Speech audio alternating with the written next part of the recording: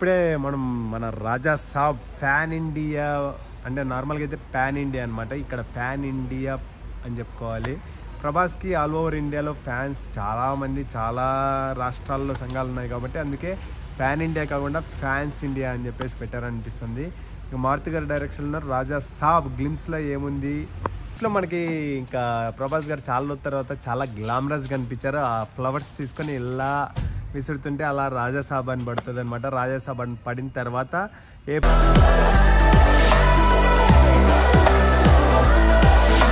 2025, ఎందుకంటే మొన్ననే ఇంకా మనకి మన ప్రభాస్ గారు ఒక ఫీవర్ తగ్గలేదనమాట. ఇంకా ఆ సినిమా అనేది అలా మైండ్లోనే ఉండిపోతుంది అనమాట.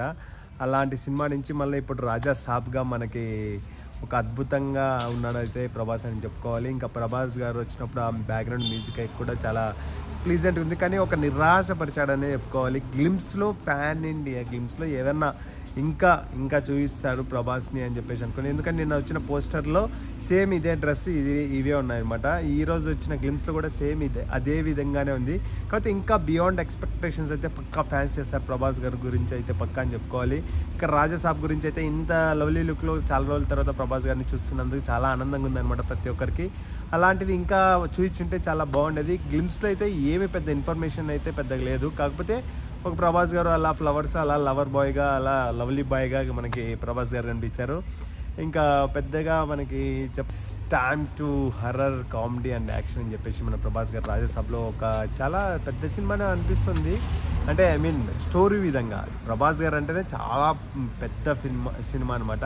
అలాంటిది ఇంకా స్టోరీ వైజ్ కూడా చాలా పెద్ద సినిమాగా అనిపిస్తుంది అనమాట. రాజా సాబ్ ఏముండబోతుంది, హర్రర్ అంటే ఏంటి, అసలు ప్రభాస్ గారు హర్రర్లో ఏం అంటే ఎలా చూపించబోతున్నారు, ఇంకా కామెడీ అంటే okay fine.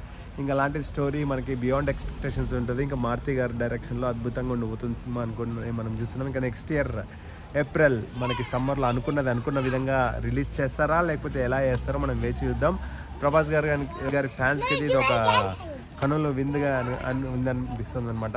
Let's wait for one more update for Prabhas. Thank you and please like, share and comment your opinion అనమాట. మీ అభిప్రాయాన్ని కామెంట్ రూపంలో తెలియజేయండి. Thank you all. Please subscribe our channel, మన ఛానల్ మనోడు ఛానల్.